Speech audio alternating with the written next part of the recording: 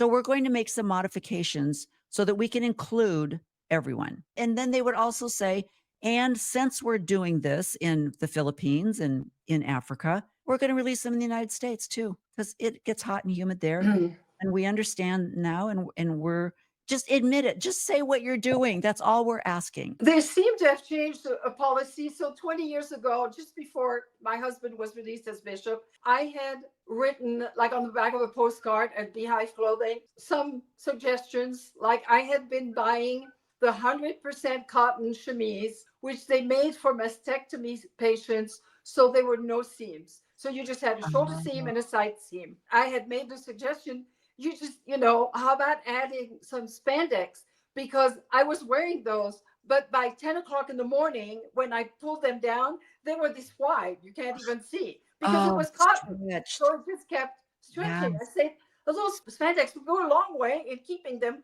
close to my body. So that's why I got a phone call from a woman. Her first name was Marilyn. She was from Orem.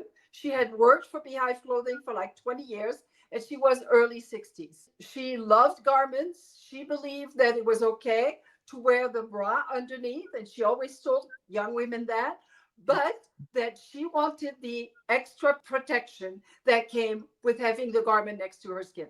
That Um, was her belief. It yeah, was her interpretation. I yeah, would say that was her culture.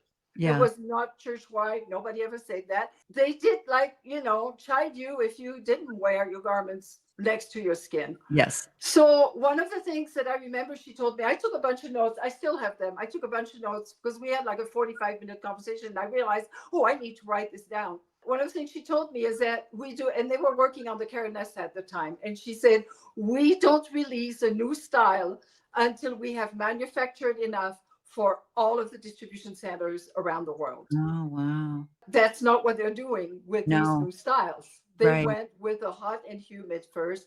And I think in part it's so that they don't look like they're giving in to the little young ones who are now advertising, giving Ah, free advertising to so them. there's still some Mhm. control that's Because they didn't want, which happened actually as soon as they yeah, showed the new styles, everybody said, oh, sleeveless. yeah.